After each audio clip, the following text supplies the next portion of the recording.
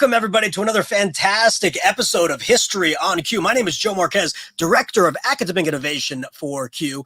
And as always, my partner in exploration, Scott from Port. Scott, welcome back to the program, episode 2 of season 2. Welcome to the show again. Can you please introduce yourself to our audience, who you are, where you're from, what you do, and we'll get this show rocking and rolling. Absolutely. So my name is Scott Shepard. I work as K-12 Access Project Coordinator for the California State Park Sports Program. So really all of my work is focused on how can we increase equitable and sustainable access to California State Parks for K-12 communities. And the PORTS program is just one way that we do that. PORTS stands for Parks Online Resources for Teachers and Students. And we provide live, free, virtual field trip experiences for K-12 students all across the state. And as we grow, we're starting to offer in-person experiences as well, trying to accomplish what we call blended access. So just super excited to be here. Thanks, Joe. Super excited that you're here. And we want to let our listeners know all of these parks that we feature here are parks that you can take your students to. So we love to give you a little taste of what the park is about, a little bit of its history, meet some of the amazing interpreters at these locations so that you can get your juices flowing. And then we'll point you to some directions of some of the ports resources you can do before you go to the actual park. So, Scott, can you tell us a little bit about who we're going to be bringing on today and who we're going to talk to? Yeah, but before I do that, you bring up a really good point, Joe. Like all of these California state parks belong to Californians, and they're places where we can go and explore. You can go and explore and appreciate the natural, cultural, and historic resources of our state. And something that's really awesome and really amazing right now is something that's called the new California State Park Adventure Pass. That gives 4th grade students the opportunity to get a free day use pass to 19 different California state parks across the state. And this season of History on Q, we're going to be going to visit all of these different California state parks that you can go to. And I would recommend this would be a pretty incredible road trip over the course of the summer. So Morro Bay State Park is where we're going to be going right now. We're going to be introducing one of our amazing ports presenters, Libbie, who recently joined our team and is providing some amazing opportunities to engage with parks along the slow coast. So Libbie, welcome. Hi, thanks, Scott. Thanks, Joe. It's great to be here. So you're joining me today in Morro Bay State Park. I'm in the Museum of Natural History right now, the only natural history museum in the whole California State Park system.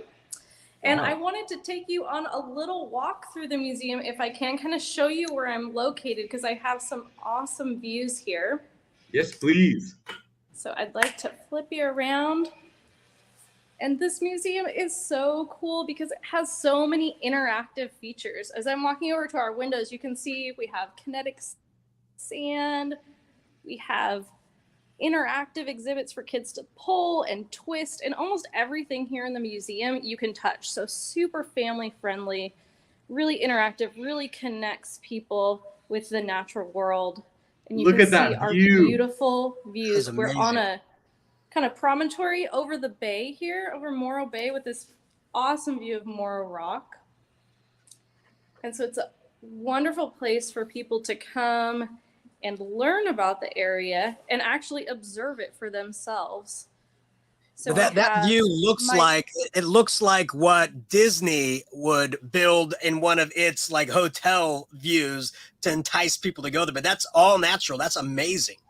That's all natural. Yeah, it's so amazing just to get to observe the wildlife that travels past these windows. So as you're walking around reading the exhibit panels, you can just look out the window and observe what you just read about. We've got migratory birds that are flying by and feeding. We have otters that swim by pretty much every day, harbor seals. It's just an amazing place to get to connect with nature. In our museum here really highlights all of those things. We have our mud flat exhibit that I'm standing in front of that shows exactly what we have under the mud that you see outside of that window there. So again, everything you can touch, open drawers, investigate, and really interact with. That's amazing, Libbie. I think that brings up a really good point. Like California State Parks has been providing both virtual and in-person opportunities to engage for a long time for K-12 students. But one of the things that we're really trying to do now is find opportunities for student-centered, self-directed exploration of the resources that we have in our parks. And what a great example of that at your visitor center, where a student can go and just be immersed in exploring the natural history of your park. I mean, can you tell us a little bit about the history of where you're coming from today? Maybe there's a unique story about how that visitor center was built, about maybe where you're standing today. Absolutely. So Morro Bay State Park itself was founded in the 1930s. And the CCC actually was really integral in building our campground. So when you step outside of the museum, across the street is our campground, and it's filled with rock structures, even our restrooms, picnic benches. Those were all built by the CCC in the 1930s. And we're actually on the National Register of Historic Places because of that. Wow. The museum itself was built in the 60s, opened in 1962. And the original vision for this space, because we're on this awesome kind of promontory overlooking the bay, is that it would be like a warm, protected area to bird watch. You could come in here with some high-powered binoculars, high-powered scopes, and watch all of the birds. We have thousands of species of migratory birds that pass through. So that was kind of the original vision, and then it eventually evolved into having this natural history museum. And originally there were supposed to be natural history museums throughout the state park system. You can see our museum there, our awesome marine mammal mural, and the little doors down to the bottom there. That's our learning lab where we take our students on in-person field trips. Wow. So we were supposed to have many natural history museums throughout the state. And for whatever reason, that never came to fruition. And so we are the only one. Originally, lots of dioramas in the museum, like you see behind me. So a lot of taxidermy, a lot of paintings of the different habitats. Got our mountain lion there still. But as the years have progressed, there really have been a lot of changes to the museum, and we're continually making changes. So trying to keep up with that balance of traditional museum displays and then integrating new technologies.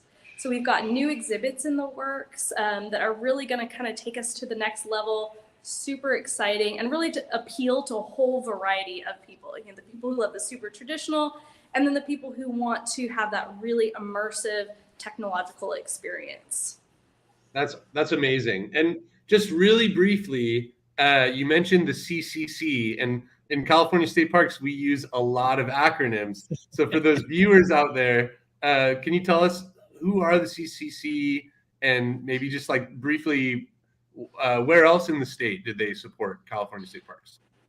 So the Civilian Conservation Corps, I believe it was started by Roosevelt in response to the Great Depression, just getting people out there, skilled workers, giving them jobs. So creating these projects like our campground where they were able to apply those skills and build things and build infrastructure, and it really brought a lot of beauty to our campground too. The rock structures are just amazing and still standing, which is so cool. Mm-hmm.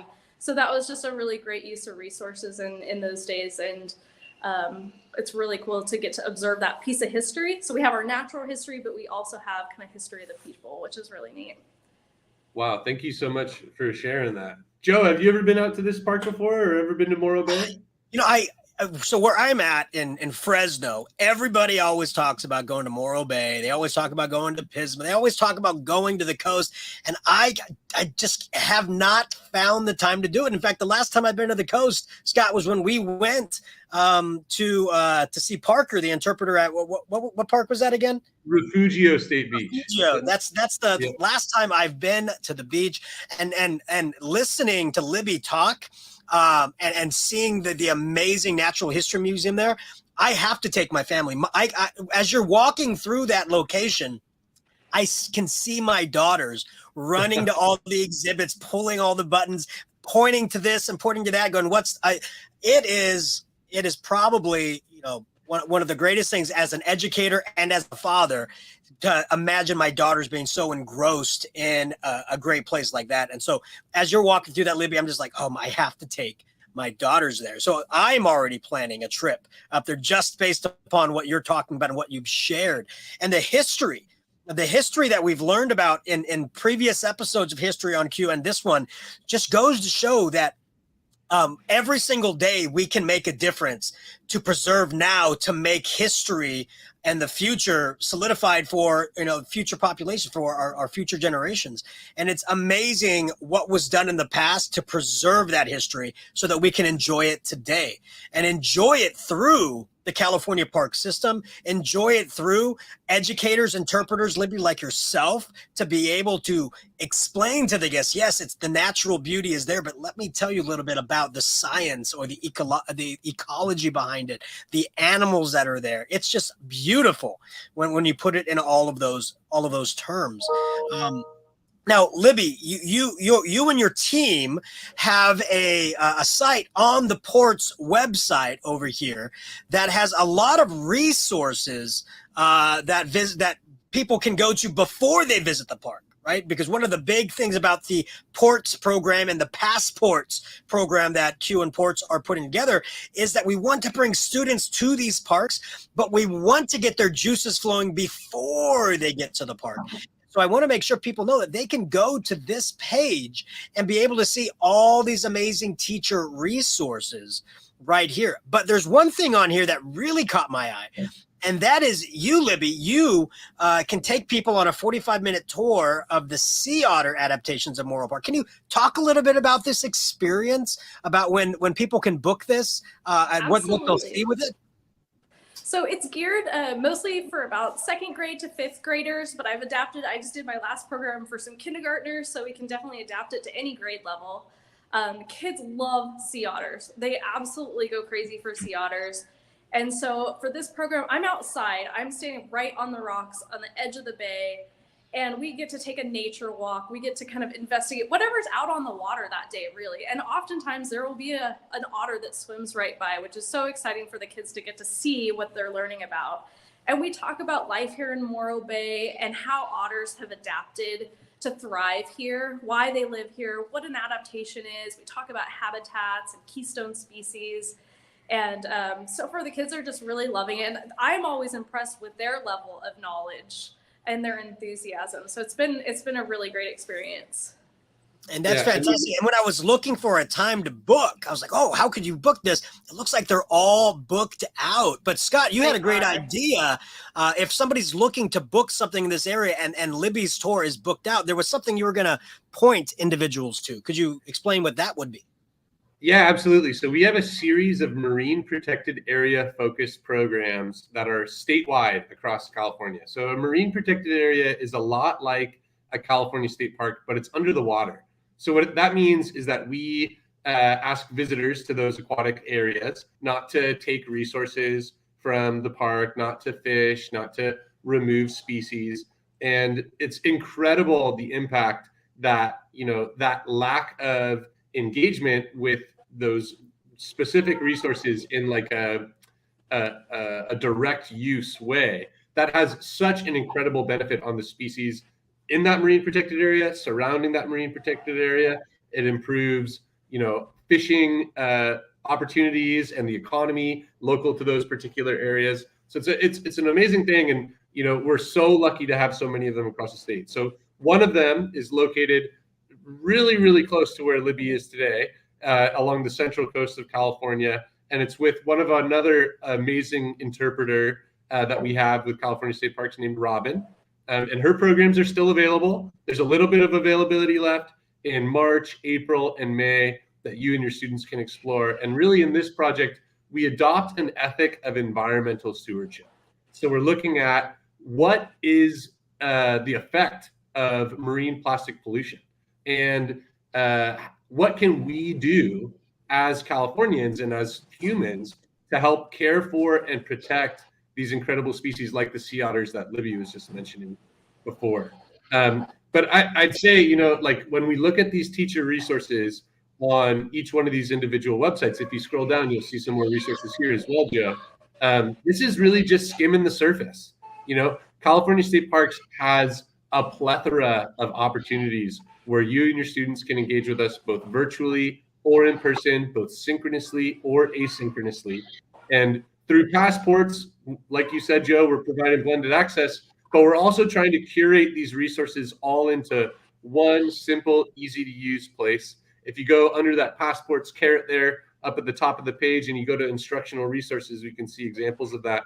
And we're still working on building that out across the state. But if you have a park in your area that you really want to visit, you really want to engage your students in, let us know. And we're more than happy to help design a low prep, easy to use, customizable resource that you and your students can use in your classroom to get ready for that park. And Libbie, sounds like you have some visitors coming in over there. It sounds exciting. We do. Our doors opened at 10, so we've got some little friends that are investigating these drawers here next to me.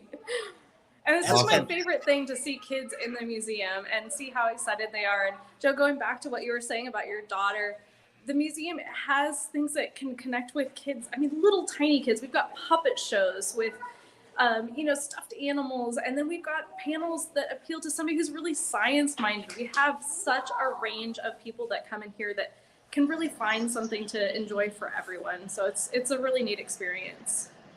Yeah, and I wanted to point out where Morro Bay is, because California is a giant state, and we have watchers, viewers, not only from all over California, but from all over the United States as well. So Morro Bay, you can see right here, if I scroll out, you're going to be right in between, San Francisco and LA. I guess those would be the two big cities that most people know about on the coast, right in between. If you are a native Californian, it's near San Luis Obispo, near Pismo Beach, near Paso Robles. So it is right there at the heart of I guess beach country, and it looks like it's pretty easy to get to. We've done some parks where it looks like there's long, windy roads to get to places. This one looks like it's pretty easy to get to. So Libbie, what I wanted to ask you really quick is, besides the Natural History Museum where you work and where you can experience the interaction with the exhibits, if you had a family visit for the day and they're done with the History Museum, what are some other key attractions, key features, key things that visitors for the first time or even beyond have to see at Morro Bay? So we've got a lot of things that you can do here other than the museum. So we're a beautiful natural space. We've got hiking. I mean, you can go on an ADA accessible boardwalk that goes over our estuary. I mean, you're right on top of the mud flats and salt marshes, which is really cool. It's the only place you can do that. And it's an amazing place to watch birds, watch wildlife, and just feel like you're out part of the bay. And that's pretty much accessible to everyone, which is really special. And then you're looking at a picture right now of one of our trails where if you want a more difficult hike, if you want something a little more of a challenge, you can hike to the top of a peak. We've got a couple of peaks that are former volcano plugs that you can climb to the top of. We've got kayaking and paddleboarding out in the bay. There's just so many different things that you can get out and experience nature. We've got butterflies. Even though we're not the big grove like Pismo, we do have our butterflies that are in the eucalyptus during certain times of year. So you can actually come during different seasons and experience different things in the park, which is really, really neat to see those changes. That's amazing. And it's great for people to know because California is a big state and there's so many different weather seasons, weather patterns from all different sides. Like from Fresno, there's two seasons, really, really hot, really, really cold. Right. So be able to travel to the coast and actually experience spring, experience that bloom, experience the butterflies. It's fantastic. And looking at some of these pictures, I really have to make sure that after spring Q, I do take some time off and take my daughters to here to Morro Bay to take a look at them. And another great thing about Morro Bay State Park is we're so close to some other parks that are in our district. Just within 20 minutes to the south, you can be at Montana de Oro State Park, which is just a beautiful, wild, natural place. I mean, just wild coastline, wild flowers during the spring, tons of hiking trails. You can take mountain bikes, horses. To the north, we have Harmony Headland State Park, another just really wild space that you can get away from people, get away from buildings. And then, of course, we have Hearst San Simeon State Park that's about 45 minutes to an hour. So you could really use Morro Bay State Park as kind of a home base and see a lot of the coast just within a short amount of time, which is really cool. I'd also love to mention, if I can, there's some really, really incredible wildlife in the part of the state where you are. And some of that wildlife is native to California, and some of it is not. If you're driving along the 101 just outside Morro Bay in San Luis Obispo, you have a chance to see a zebra, potentially. You have a chance to see some other unique species. Libbie, can you tell us a little bit about that? So the zebras are up at Hearst San Simeon. I believe those are still owned by the Hearst family. It's kind of the remnants of Hearst's zoo that he had at the castle, which is a whole nother trip that you can make, of course, to see the castle.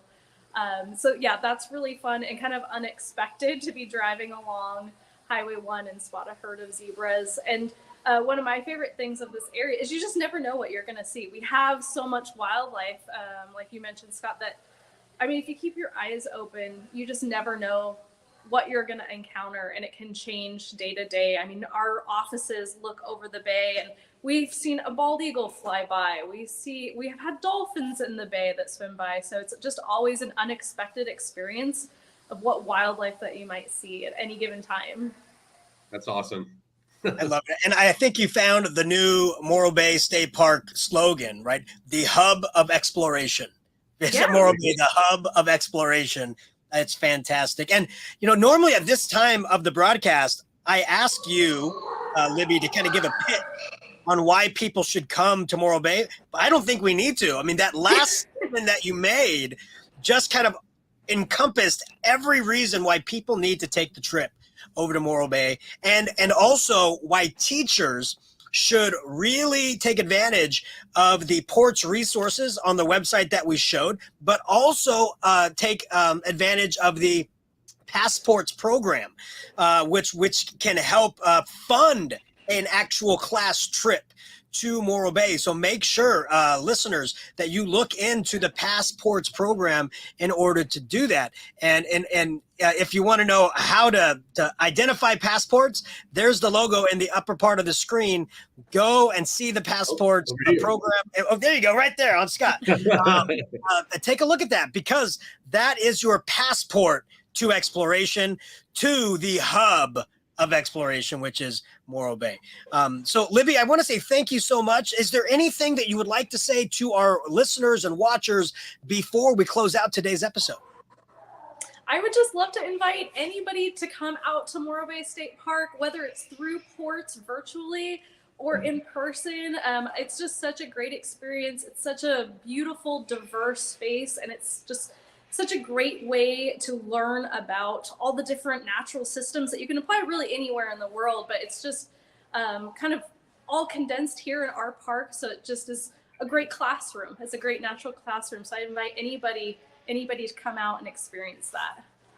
Excellent. That's fantastic. So listeners, take Libbie's advice, travel down to Morro Bay, and you'll see all the amazing features and wildlife and just the great outdoors the way it is meant to be seen. And hey, stop by the Natural History Museum as well. Say hi to Libbie and play with all the amazing interactive exhibits, and let us know how you did. And you know, that's a great thing to also mention, Scott, if we do have any listeners or watchers who end up going to these parks, maybe because they are planning on to already, or they want to go because of watching this show, please send us pictures and please send us videos of your trips to those parks so we can add them to future broadcasts. So thank you again, everybody. And we want to re-emphasize one last time that every park that we visit here in season 2 can be visited through the Adventure Pass, a 4th grade pass that a 4th grade family can get day passes to these parks to experience them face to face. So again, thank you so much, Libbie, for your time and expertise about your park. Scott, thank you so much for continually taking us on amazing adventures through the History on Cue program. And listeners, thank you so much for watching and being amazing educators each and every day. So thank you so much, everyone, and have yourselves a wonderful, wonderful week.